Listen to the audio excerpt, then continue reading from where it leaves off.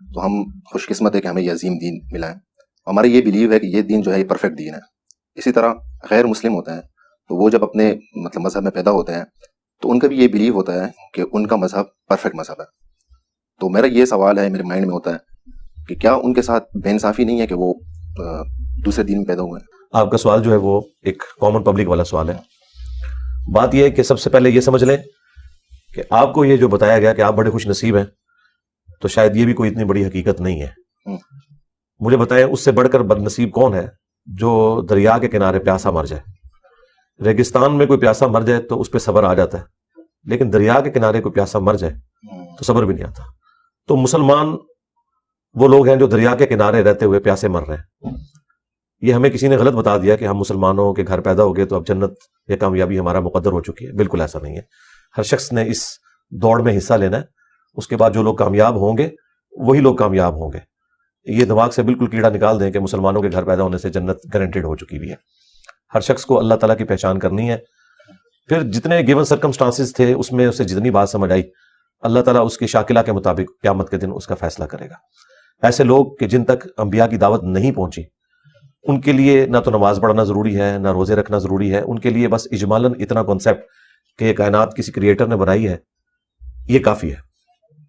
یہ جو آگے کی تفصیلات ہیں جن سے ریلیجن ڈیل کرتا ہے یہ صرف ان لوگوں کے لیے ہیں جن تک دین کی بات پہنچے گی. اور یہ قرآن میں بالکل واضح فتویٰ ہے, وَمَا كُنَّا مُعَذِّبِينَ حَتَّى نَبْعَثَ رَسُولًا. ہم اس وقت تک عذاب نہیں دیتے کسی کو جب تک کہ ان میں رسول کو مبعوث نہ کریں. رسول مبعوث ہوں گے تو اللہ تعالیٰ کے عذاب کا کوڑا آئے گا, ادروائز نہیں. یہ سیدھی سی بات ہے.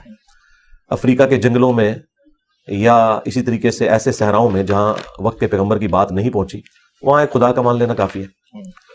چونکہ آج کا یہ ماڈرن دور ایسا ہے جس میں سوشل میڈیا کے ذریعے پوری دنیا تک بات پہنچ رہی ہے, تو یہ بات کسی حد تک جسٹیفائی ہے کہ بہت کم علاقے ایسے بچ گئے ہیں کہ جہاں تک بات نہیں پہنچی.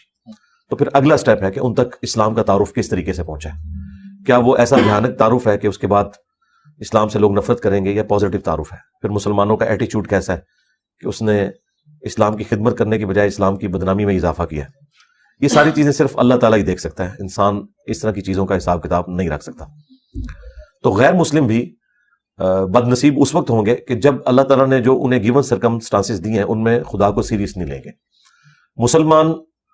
مسلمانوں کے گھر پیدا ہو کر اللہ کو سیریس نہیں لے گا تو وہ بھی ناکام ہی ہو جائے گا. تو ہر شخص نے اس کے لیے محنت کرنی ہے. اب بات پہنچانی کیا ہے؟ ہمیں جو بات پہنچانی ہے وہ خدا کا تعارف ہے, اللہ کا تعارف ہے کہ اس کائنات کو کسی نے بنایا ہے. ریلیجن تو اللہ تعالیٰ کی انسان سے ریکوائرمنٹ ہے نا, کہ جسے خدا کا تعارف ہو وہ یہ کرے. جو بنیادی چیز ہے وہ اللہ کا تعارف ہے.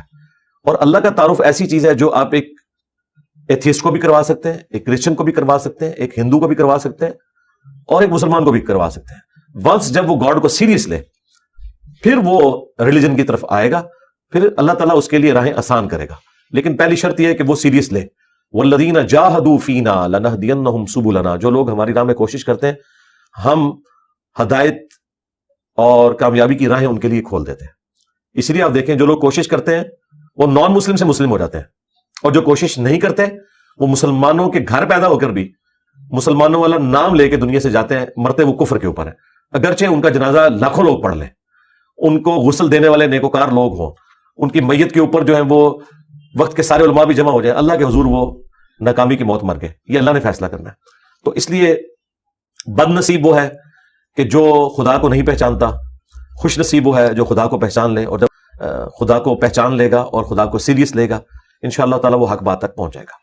اور اس میں آخری چیز صرف ایڈ کر دوں, اس کے بعد آپ اگلے سوال کی طرف آئیں. جو مسلمان دین پہ چل بھی رہے ہیں وہ بھی دین وہ ہے جو ان کے فرقے نے انہیں سکھایا ہے. وہ کس خوش نصیبی کو لے کے بیٹھے ہوئے ہیں؟ وہ اگر بریلویوں کے گھر پیدا ہوئے تھے تو بریلوی ہیں, اگر دیوبندیوں کے گھر پیدا ہوئے تھے تو دیوبندی ہیں, اگر اہل حدیث یا شیعہ کے گھر پیدا ہوئے تھے تو وہ اس فرقے میں. اسلام میں کوئی نہیں, اگرچہ یہ سارے مسلمان ہیں لیکن پیور اسلام پہ یہ نہیں ہے جب تک کہ اپنی کتابوں کو فالو نہیں کرتے. تو ان شارٹ یہ کہ ہمارے نزدیک تو یہ سارے ہی آلموسٹ بدقسمتی ہے, الا یہ کہ کوئی اللہ کو سیریس لے لے. تو پہلی بات تو یہ کلیئر کر لیں کہ فرقے سارے ہی جہنمی ہیں. 73 فرقے نہیں ہے, 72 جہنمی ہے اور ایک جنتی ہے. اور وہ جو جنتی ہے وہ فرقہ نہیں ہے بلکہ وہ گروہ ہے. کیونکہ ہم نبی علیہ السلام, صحابہ اور اہل بیت کو فرقہ کیسے کہہ سکتے ہیں؟ فرق عربی زبان میں کہتے ہیں ٹوٹ کے الگ ہونے والے کو. اب کیا صحابہ, اہل بیت اور نبی صلی اللہ علیہ وسلم کسی بڑے فرقے سے ٹوٹ کے الگ ہوئے تھے کہ وہ فرق تھے؟ فرق تو لفظ ہی ایک گالی ہے. جو آپ پیغمبر کو یا ان کے ساتھیوں کو یا ان کے اہل البیت کو دے ہی نہیں سکتے. وہ تو فرقہ ہی نہیں تھے, وہ تو ملت ابراہیمی تھی, وہ تو اللہ کا ریلیجن اسلام تھا. فرقے اس سے ٹوٹ کے الگ ہوئے. درخت سے جب پتے فرق ہوتے ہیں تو ہم انہیں کہتے ہیں یہ فرقہ ہے. پتا یہ نہیں کہہ سکتا کہ ایک فرقہ میں ہوں اور ایک فرقہ یہ درخت ہے. تو درخت کہے گا کہ تو مجھ سے ٹوٹ کے الگ ہوا, میں تو تیری اصل تھا. تو اصل تھی دین ابراہیمی اسلام, اس سے ٹوٹ کر فرقے الگ ہوئے. وہ فرقے جہنم کی طرف جانے والے. وہ اصل کیا ہے؟ اگر نبی صلی اللہ علیہ وآلہ وسلم, ان کے صحابہ اور اہل بیت بریلوی دیوبندی اہل حدیث شیعہ تھے تو آپ یہ بن جائیں, اور اگر وہ مسلم تھے تو آپ مسلم بن جائیں. ہمیں تو یہ بتایا گیا کہ وہ مسلم تھے.